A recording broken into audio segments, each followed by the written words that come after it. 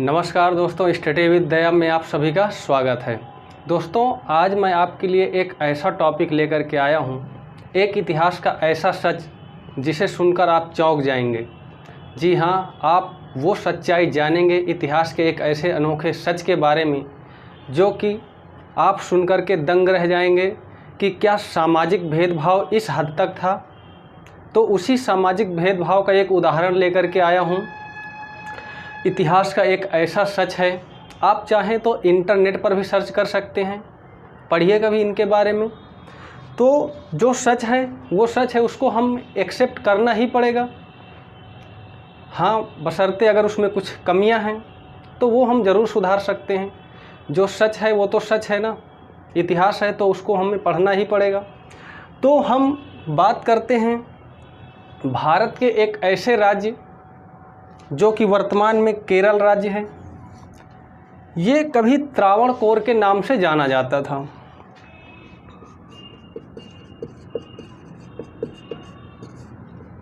त्रावणकोर के नाम से ये केरल राज्य जाना जाता था। वर्तमान में यह केरल है। तो केरल का जो क्षेत्र था यह त्रावणकोर के नाम से जाना जाता था। बात है सन 1802-3 के आसपास की। वहाँ पर राजशाही शासन था, राजा का शासन था। यहाँ पर निम्न जातियों और उच्च जातियों के बीच काफ़ी भेदभाव था। भेदभाव क्या था, आइए बात करते हैं। यहाँ पर जो दलित समुदाय था, निम्न समुदाय, वहाँ पर एक विशेष प्रकार का टैक्स लगाया जाता था निम्न समुदाय के पुरुषों और महिलाओं पर। तो पुरुषों पर एक टैक्स लगाया जाता था जिसे हेड टैक्स कहा गया। ये हेड टैक्स क्या था कि उन्हें सर उठा के चलने की इजाज़त नहीं थी, उसके लिए इन्हें एक टैक्स देना पड़ता था। तो चलिए, ये तो कुछ नहीं है, तो पुरुषों पर लगाया गया कर था, लेकिन फिर भी कहीं ना कहीं ये दर्शाता है कि निम्न और उच्च जातियों के बीच कितना भेदभाव था। लेकिन दूसरा जो है, आप सुनेंगे तो चौंक जाएंगे कि क्या ऐसा भी था। दूसरा टैक्स वहाँ की महिलाओं पर लगाया जाता था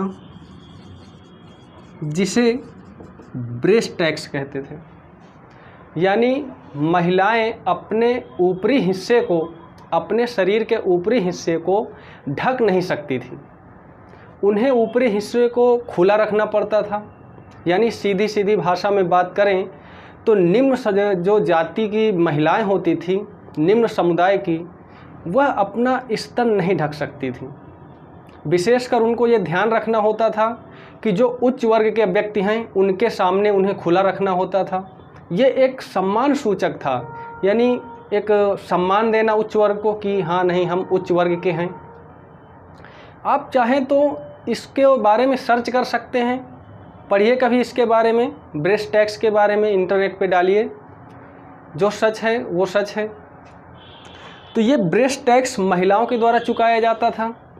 उन्हें ऊपरी हिस्से पर कपड़े डालने की इजाज़त नहीं थी, और अगर कोई डालना चाहे निम्न समुदाय की महिला तो उसे एक टैक्स देना पड़ता था जिसे ब्रेस्ट टैक्स कहा जाता था। और आपको यह जानकर हैरानी होगी कि ब्रेस्ट टैक्स स्तनों के आकार के अनुपात में वसूला जाता था। यानी अगर बड़े आकार के हैं तो उससे ज़्यादा टैक्स, और अगर छोटे हैं तो उससे कम टैक्स लिया जाता था। तो इससे आप अंदाज़ा लगा सकते हैं कि किस हद तक भेदभाव था। अब बात करते हैं, एक वहाँ पर समुदाय था जो एझवा समुदाय था, दलित वर्ग का था, केरल में ही। ये राजा का शासन होता था। महिलाएं चाह कर भी नहीं ढक सकती थीं, क्योंकि राजा का शासन है, राजा का आदेश है। तो करें तो क्या करें, कसमसा के रह जाती थीं।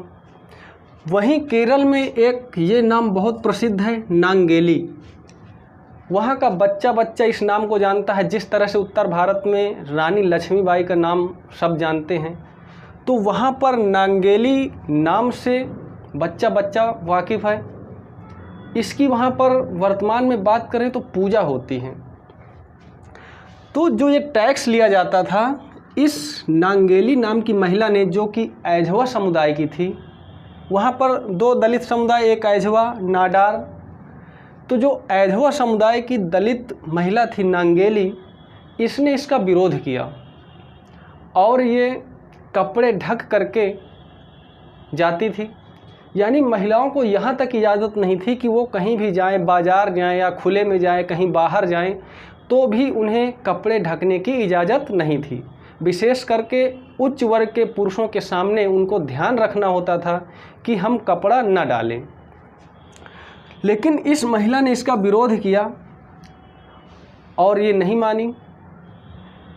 तो इसका नतीजा ये निकला कि जो उच्च वर्ग के पुरुष थे वो तथाकथित इसका विरोध करने लगे कि भाई ये तो इनका दलित वर्ग अगर इस तरह से मनमानी करने लगेगा तो हमारा मतलब क्या रह जाएगा कि हम उच्च वर्ग के हैं। तो ये बात राजा तक पहुंची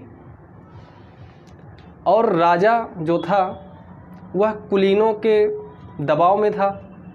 जब बात राजा तक पहुंची तो राजा ने टैक्स ऑफिसरों को आदेश दिया कि जाइए और कर वसूल करके लाइए। जब आदेश दिया गया कर वसूलने के लिए, तो कुछ इतिहासकार तो कहते हैं कि इसके साथ राजाओं ने कुछ और लोग भेजे थे ऑफिसरों के साथ, जो कि कह सकते हैं गुंडागर्दी टाइप के थे। लेकिन जब टैक्स ऑफिसर को भेजा गया कर वसूलने के लिए इस महिला के पास, और वहाँ पर काफ़ी इस महिला को टैक्स ऑफिसरों ने हरास किया, परेशान किया और कहा कि तुम्हें कर देना ही पड़ेगा और अगर कर नहीं चुका पाते हो तो तुम्हें ऊपरी हिस्से में कपड़े डालने की इजाज़त नहीं है। इसके बाद नतीजा ये हुआ कि इस महिला ने परेशान होकर के घर के अंदर गई और टैक्स का क्या नियम था कि केले के पत्ते में टैक्स दिया जाता था। जब ये महिला घर के अंदर गई तो ऑफिसरों को लगा जो टैक्स वसूलने गए थे कि अभी ये टैक्स लेने गई है, देगी अभी। लेकिन जैसे ही वो अंदर गई और केले के पत्ते में चाकू से अपने स्तनों को काट करके रखा और उसको भेंट किया टैक्स के रूप में। कहा कि मेरे पास पैसे नहीं हैं तो मैं टैक्स अदा नहीं कर सकती हूँ और ना ही मैं इस समाज को झेल सकती हूँ, इससे अच्छा मैं टैक्स के रूप में अपने स्तनों को ही भेंट करती हूँ। और उससे इतना खून निकला कि कुछ ही घंटों में उसकी मौत हो गई। अब जैसे उसकी मौत हो गई तो कहीं पर यह भी लिखा हुआ मिलता है कि उसका जो पति था वो भी इसकी चिता में ही सती हो गया था। तो ये इतिहास में पहला उदाहरण देखने को मिलता है जिसमें कि एक मेल सती होता है। और इसके बाद इसका इतना विरोध हुआ, जमकर विरोध हुआ, इतना विरोध हुआ कि राजा को यह आदेश देना पड़ा कि इस समुदाय से अब यह टैक्स नहीं वसूला जाएगा, यह समुदाय अब अपने ऊपरी हिस्से को ढक सकता है। यह बात सन 1802 और 3 के आसपास की है। तो इन्हें अब उस टैक्स से मुक्ति मिल गई, लेकिन उस तरह नहीं जैसे कि उच्च वर्ग की महिलाएं होती थीं। और ये टैक्स जो लिया जाता था ये सिर्फ पुरुषों की ही सहमति नहीं थी कि पुरुषों की ही मानसिकता हो, उच्च वर्ग की महिलाओं की भी सहमति होती थी कि ये निम्न वर्ग की महिलाएं कपड़े नहीं पहन सकती, नहीं तो हमारा क्या मतलब रह जाएगा कि हम उच्च वर्ग की महिलाएं हैं। अब आप इससे अंदाज़ा लगा सकते हैं कि एक महिला दूसरे महिला का दर्द नहीं समझती थी। ये एक कुरीति थी, कुप्रथा थी जो कि वहाँ पर फैली हुई थी। लेकिन अब करें तो क्या करें, राजा का आदेश था। जब ये यहाँ से समाप्त हो गया, लेकिन अभी पूरी तरह से समाप्त नहीं हुआ, सिर्फ इसी समुदाय के लोगों को छूट मिली। वहीं दूसरी तरफ एक नाडार समुदाय था। नाडार समुदाय जो था इसे अभी भी टैक्स देना पड़ता था, ये भी दलित वर्ग था। वर्तमान में यह ओबीसी में आता है कुछ। तो सन 1800 यहीं कहीं इसी समय ईसाई धर्म अपना प्रचार प्रसार कर रहा था। इसी समय ईसाई धर्म के आने से इस कुप्रथा से व्यथित होकर के इस यहाँ की महिलाओं ने, जो निम्न समुदाय की थीं, उन्होंने इस ईसाई धर्म को अपनाया और ईसाई धर्म अपनाने के बाद ईसाई धर्म की तरह कपड़े पहनने लगे। तो जो हिंदू महिलाएं थीं जिन्होंने अभी ईसाई धर्म नहीं अपनाया था निम्न समुदाय की, उन्होंने भी पहनना चाहा उनकी तरह कि हम भी पहने। जिन्होंने ईसाई धर्म अपना लिया था तो वो ईसाई धर्म की तरह कपड़े पहनने लगे, लेकिन जिन्होंने नहीं अपनाया था उनको देख करके इनको भी ऐसा लगा कि हम भी पहने और ये कपड़े पहनने लगे। लेकिन इसके बाद सन 1859 में आप सुनेंगे तो दंग रह जाएंगे। सन 1859 में 2 महिलाओं को फांसी दे दी जाती है, इसलिए कि उन्होंने अपने ऊपरी हिस्से को ढक रखा था। लेकिन जैसे ही फांसी दे दी जाती है, इसका बहुत विरोध होता है नाडार समुदाय में, जमकर विरोध होता है। और इतना विरोध होता है कि राजा को दूसरे दिन सुबह ही इस टैक्स को ख़त्म करना पड़ता है और टैक्स मुक्त कर दिया जाता है। लेकिन उच्च वर्ग को यह बात हजम नहीं होती है कि इस तरह तो विद्रोह होता है, हमारा क्या मतलब रह जाएगा।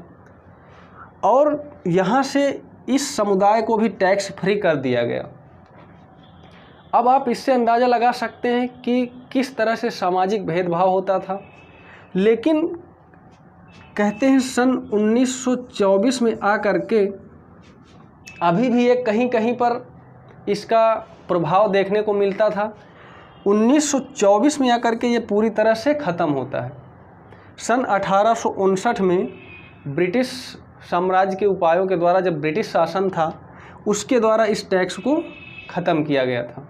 मेरा बताने का मकसद यही था कि सामाजिक भेदभाव किस तरह से होता है, क्योंकि कुछ लोग कहते हैं कि सामाजिक भेदभाव था तो लोगों को लड़ना चाहिए था। आज भी जहाँ पर ये नांगेली का जो गांव था, ये नांगेली गांव के नाम से जाना जाता है। इसका आज भी घर देखने को मिलता है और वह एक ऐतिहासिक स्थल के रूप में जाना जाता है।